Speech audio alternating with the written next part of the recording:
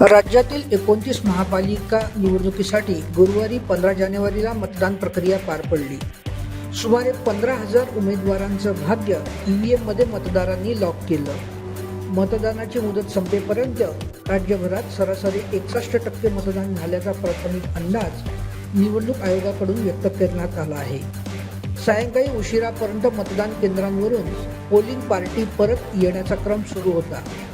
गुरुवारी रात्री उशिरापर्यंत राज्यभरामध्ये मतदान प्रक्रियेत वापरण्यात आलेल्या सर्व ईव्हीएम झोननिहाय स्ट्रॉंग रूममध्ये सीलबंद करण्यात आल्या. रिंगणात असलेल्या उमेदवारांच्या विजय आणि पराभवाचा फैसला अवघ्या काही तासात म्हणजे 16 जानेवारीला होणार आहे.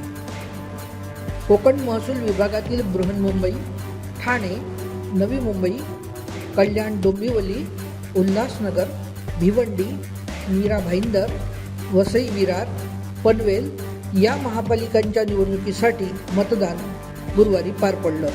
नाशिक विभागातून नाशिक, मालेगाव, धुळे, जळगाव आणि अहिल्यानगर येथेही मतदान झालं. छत्रपती संभाजीनगर महसूल विभागातील छत्रपती संभाजीनगर, नांदेड, लातूर, जालना, परभणी या 5 महापालिकांसाठी निवडणूक प्रक्रिया घेण्यात आली.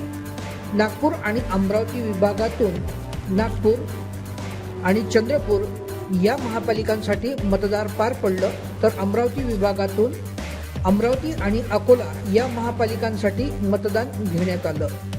मतदानादरम्यान राज्यात अनेक ठिकाणी ईव्हीएम बंद पडल्याचे प्रकार घडले. काही ठिकाणी प्रतिस्पर्धी उमेदवार आणि त्यांचे समर्थक समोरासमोर आल्याचं बघायला मिळालं. आरोप प्रत्यारोपाच्या फैरीही झडल्या. मात्र राज्यात कोणत्याही शहरात कायदा व सुव्यवस्थेचा मोठा प्रश्न निर्माण झाला नाही, असं पोलीस महासंचालक कार्यालयाकडून स्पष्ट करण्यात आलं. नागपूरमध्ये अनेक ठिकाणी ईव्हीएम बंद पडल्याचे प्रकार उघडकीस आले. काँग्रेसचं कार्यालयही यावेळी जळालं. यावरूनही आरोप प्रत्यारोपांची फैरी झडली. अमरावतीमध्ये माजी आमदार अभिजित अडसूळ यांचा निवडणूक विभागातील अधिकाऱ्यांशी चांगलाच वाद झाला. निवडणुकीमध्ये ईव्हीएम चुकीच्या पद्धतीने लावण्यात आल्याचा आरोप त्यांनी केला. लातूरमध्ये मतदानानंतर काँग्रेस समर्थकांनी फटाके फोडत जल्लोष साजरा केला. त्यामुळे काही काळ तणाव निर्माण झाला होता. मात्र पोलिसांनी वेळीच हस्तक्षेप करत गर्दीवर नियंत्रण मिळवलं.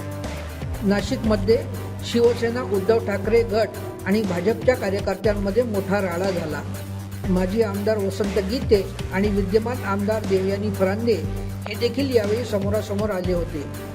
धुळे शहरातील प्रभाग 18 ईव्हीएमची तोडफोड करण्यात आल्यानं काही काळ तणाव निर्माण झाला होता. मात्र येथेही पोलिसांनी वेळीच हस्तक्षेप केला. किरकोळ घटना वगळता राज्यभरात अनेक महत्त्वाच्या नेते, सेलिब्रिटी यांनीही महापालिका निवडणुकीत मतदानाचा हक्क बजावला.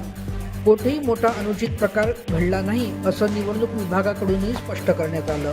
Bureau report, nation city news.